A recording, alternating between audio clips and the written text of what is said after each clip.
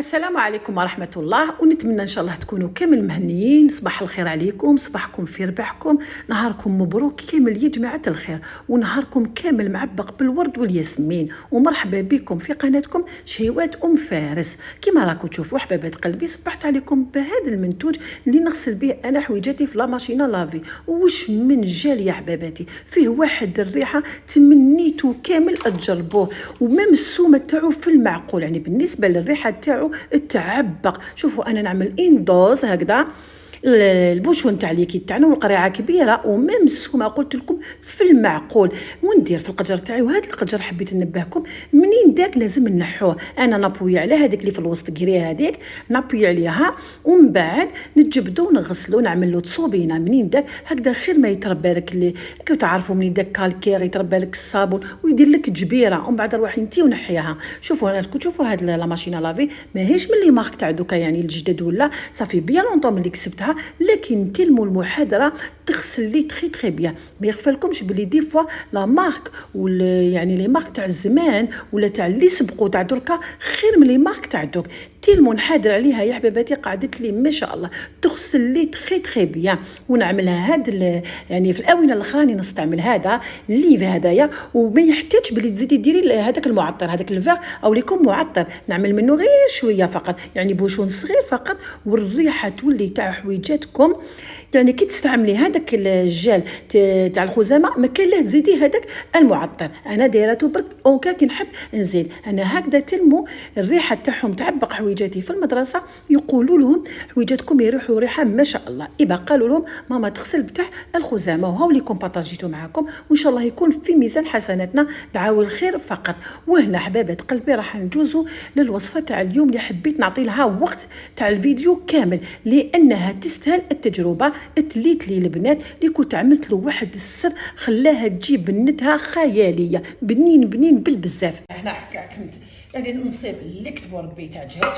واش راني راح نعمل فيه بعد ما غسلته بطبيعه الحال؟ البنات ما تنساوش دائما الخل يعتبر يعني كمعقم. ما يكونش عندك لي برودوي، ما عندك حتى حاجه، سورتو هذا الاحمر اللي يكون لا كولور تاعو هكذا، والبيضه وليكم عنده يعني بلاصتو ثاني. هدايا في كل شيء. انا كي غسلت الدجاج ما غير يعني قطرات ديريهم فيه لي سيرفاس تاعك، ما يكونوش عندك ما يكونش عندك لي برودوي غير بهذا ومغرفه ولا زوج تاع ايزيس وشويه بيكربونات، وتعمليهم في قريعه، تزيدي لهم بطبيعه الحال شويه تاع الماء، وتغسل توسي بكاع لي سيرفاس تاعك، تنفكتي به عده امور. الخل انا نعتبره دائما لازم يكون في الدار، دائما وين نبدا خدمتي لازم يكون عندي الخل. هنا بعد ما غسلته وهو عقمته بشويه تاع خل، قطرات تاع خل، واش راح نعمل له دوكا؟ راح ندير له واحد التتبيله ونخليها فيه شويه وقيت. راح ندير شويه تاع فلفل كحل هكذا، نزيد بطبيعه الحال الملح. انا الملح حباباتي ما نعرفش ندير بالمغرفه، ندير هكذا بيدي. من بعد راح ندير له نصيب هنا تاع حبيتو لا مارغرين والا السمن. انا نعمل له شويه تاع السمن يجي روعه، يجي مخالف. راح ندير له شويه تاع السمن هكذا، غير شويه ماشي بزاف. وانتوما لا مارغرين الوغ لا ولا عندكم الزبده الحره. اذا راح نمسي هادو، ما درنا الملح، درنا فلفل كحل، درنا الإدام اللي هو السمن، على راس المغرف هكذا شويه تاع القرفه ماشي بزاف. وهنا نزيد نعمل له البصل. راح البصل اللي كنت رحيته نحاوليكم نديركم ترحيته في الاشوره ولا في سكرفاج ولا بالشي اللي عندك، المهم انك ترحيه سكرفجيه.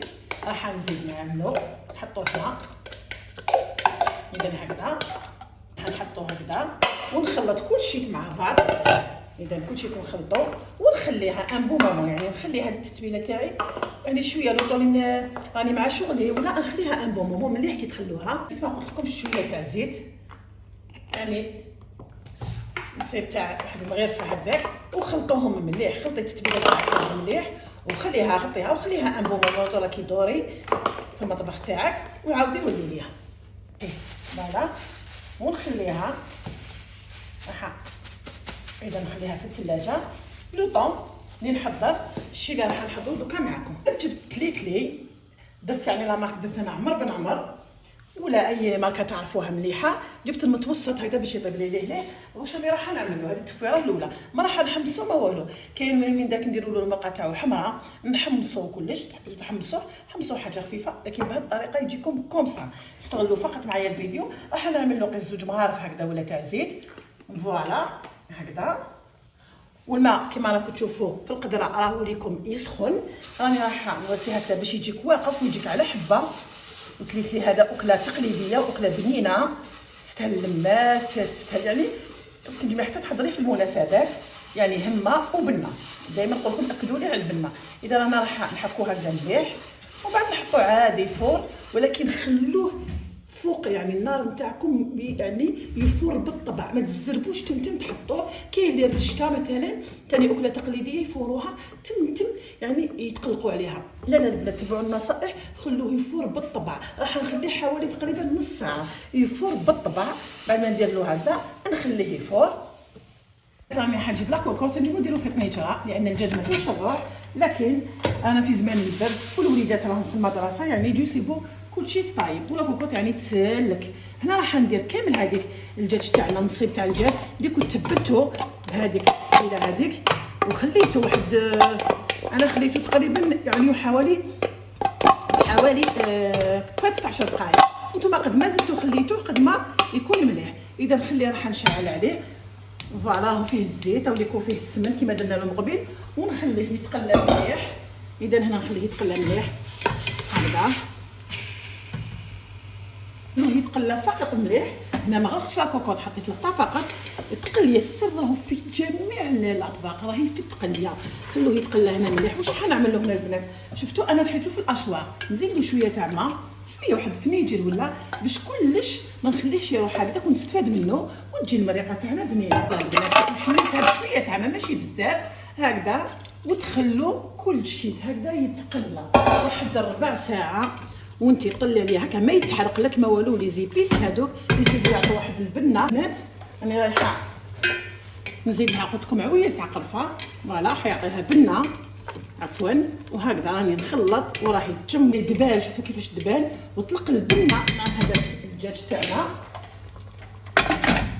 بنات نشوفها، شوفوا كيفاش راهي تقلات لي. الله الله غير بالعقل.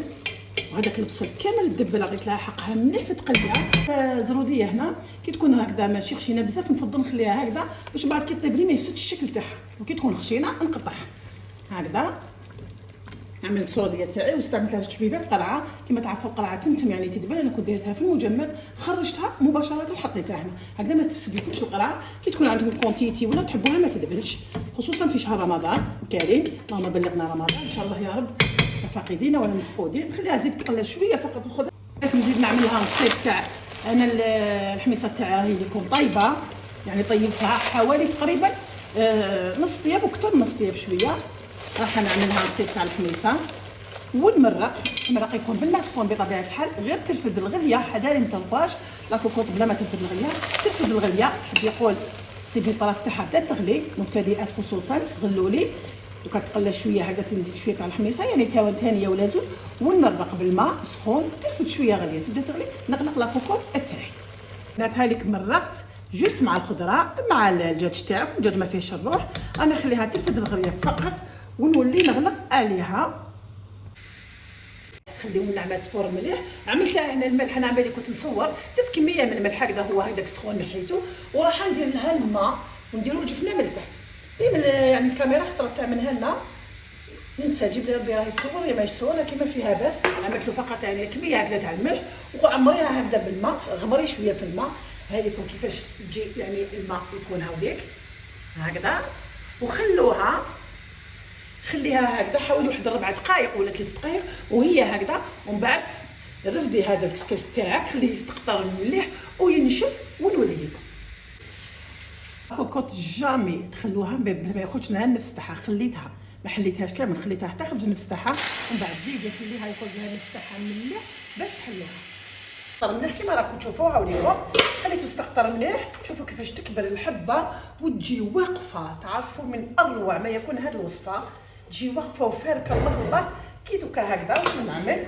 نعاود نحطو في الجفنه تاعي هكذا ونخليه ينشف ونفورو التفويره الثانيه تاعنا. فوالا هكا نخليه ينشف مليح البنات. راهو ينشف الله الله. وانا دوكا نروح نحي. صبرت على الكوكوطه حتى خرجناها كامل النفس. الان دوكا راني راح نحي الدجاج تاعي بهذه الطريقه. نحي البنات الدجاج تاعي. الدجاج ما فيهش الروح كما تعرفوا. فوالا ومن بعد جا على حبه. شوف تبعوا فقط النصائح. الان بعد ما فار مليح خلو النعمه فقط تفور مليح. بعد دوكا راح نحيه ونحطوه وتشوفوا الطريقه اللي البنات بعد ما زاد فارلي خليت النعمه يعني تفور بالطبع. شوفوا البنات كيفاش جا كما سبق ووريته لكم على حبه فارك. هنا واش راني راح نعمل له يا لا مارغرين والا الزبده. الوغ لولا عندك الزبده فوالا هكذا. انا كنت استعملت هذه الصول وانتم تنجموا تستعملوا اللي تحبوها. اذا هكذا راني راح نخليه ان بو مومون هكذا فقط. قسمه تواسيلي هذيك الزبده نحركها هكذا شويه. راني رايحه راهي سخونه راح نفرغها كامل هنا. راح نخلص سخونه هكذاك البنات. انا كنت صفيت كامل الخضره. الخضره تاعي كامل صفيتها وخليت المريقه بدت شويه باش نديرها في هاد الطنجره اللي كنتو تشوفوا فيها. هذه تاع شغل تاع الطين ولا هذوما تجي الماكله تاعهم بنينه. نتوما تنجموا يعني ما ديروا في اي طنجره عندكم. لكن هذوما صدقوني بنتهم روعه. فقط طيبي بعقلك وطيبي على نار قليله. خاطش كون ديري هكذاك سخونه راح تطلق لك وتكسر لك. هكذا راح نعمل نزيد لها غير بالمريقه هكذا ما نكثرش بزاف. الطنجره تاعي راهي واجده بالمريقه تاعها. ومن بعد غير يفور لي شوفوا واش راح نعمل له. نعطيكم واحد التدبيره استغلوا لي مليح راهي لكم هايله. شوفوا هنا عندي زيتون كبشه تاع زيتون هكذا. بعد ما كنت بدلته شحال من خطره الماء وصفيته. وعندي زوج سنينات تاع توم ولا. وعندي هنا المعدنوس. شوفوا المعدنوس البنات كيفاش نعمل له. شوفوا نعملو في بابي. وكل ما نجبد منه هذا باش يعني نتفاداو شويه الكونجلي لان على بالكم ماهوش مليح بزاف. ولو ان من داك انا نديروه نرشوه غير كل ما نجبد. نعاود البابي هذا نرشوه هكذا في حاجه خفيف هكا تاع الماء يقعد لي. شوفوا عنده هذا تقريبا اكثر من 15 جوغ. شوفوا راني نخدم به كل مره نجبد منه شويه. وشوفوا دوكا اللي قعدت راح نعملها دوكا. حنزيد نقطع دوكا هذه اللي قعدت ماشي الغصان هادو نقطعها صغيره ونزيدها مع هذا الزيتون والثوم ونزيد معاهم شويه تاع الزيت هكذا. وشوفوا كيفاش اون دوك شريتو البنات. ديروا دائما هذا التدبير. انا راح نقطعو ونعاود نولي لكم. قطعت برك هاوليك هنا الزيتون الثوم يعني قطعت برك ما قطعتوش صغير. هاوليكم هادو ونولي لكم. هاوليكم رحيتهم. هاوليكم دوك تشوفوني واش حنعمل به. يجي فيه واحد البنه ولا اروع. بنين بزاف كما تنجموا. هذه ثاني تقعد لكم تنجموا ديروها فوق لا سالاد ثاني تجي هايله يعني تسمقوا بها لا سالاد تاعكم. هاي لكم المريقه تاعي انا استعملتها في هاد الطنجره على جال البنه فقط. كما راكم تشوفوا لا خليت الطنجره تاعي تسخن شويه. النار تكون متوسطه ولا طيبتوا في هذه النار تكون قليله. الا طيبتوا في الطنجره هذه ما تخلوها تبرد المرقه ما والو. هكذاك صفيوا فقط الخضره باش تقعد لكم على قانيها. وهنا نبدا نزيد فيه تفادي شويه. خليت حتى اذا فارت لي بعد ما درت لها هذاك لا مارغرين ورشيتها بشويه تاع مريقه خليتها نشفت وفار لي. الله كما راكم تشوفوا على حبه. خلوا فقط النعمه تفور مليح. خليتها فاتت يعني تقريبا عادت لي فاتت لي 4 ساعات وهي تفور. خليتها مليح وشوفوا كيفاش جا فارك. شوفوا كيفاش جات الحبه فاركه الله.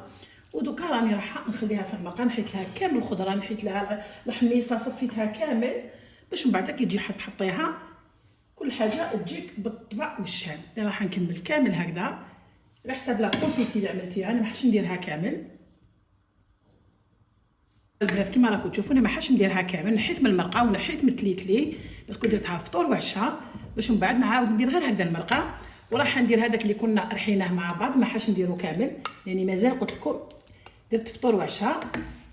الوليدات راهم مع الفروض هكذا باش العشيه نستقل مع وليداتي وتقعدي بصبر نقعد نوري لهم نراجعوا مع بعضنا. لازم الفو الوليدات تاع سورتو لا جينيراسيون تاع دوك فوالا هكذا. ونخليها حتى تبدا الله تبدا تتقال. دوك تشوفوا باذن الله بعد ما جمر لي الله. شوفوا كيفاش جا على حبه يشرب لك هذيك المريقه الله. دوك باذن الله راح تشوفوه في الطبق النهائي يعني في طبق التقديم. كانت هذه هي الوصفة تاع تليتلي نهار اليوم حباباتي، اللي هي وصفة تقليدية بامتياز. تبعوا فقط الخطوات اكيد حتنجحوا فيها. انا كنت الدجاج حمرته، تنجموا تحمروه في الفرن الوغ ولا عندك مقلاة هوائية يعني وحمرتيه فيها راح يجيك تاني بنين، يعني الجود في الموجود لكن البنة فيها. وتاني هذاك الزيتون اللي كنا رحيناه مع شوية تاع تومه تكتروش سنينة، شوية تاع معدنوس الوغ ولا زدتي درتي له شوية تاع زيت الزيتون ورحيتيهم كامل بالبراميكسور، اعمليهم معاه مع الاخر كيما شفتيني حتى جمر ونشف، ولا تنجمي حتى يجمر وينشف كامل. ترمي هذاك الزيتون مع اللي رحيناه معاه وتطفي تاني وتخلطي، يجي تاني البنه ما شاء الله. نتمنى ان شاء الله تجربوا هذه الوصفه وتنال اعجابكم لانها فعلا تستحق التجربه.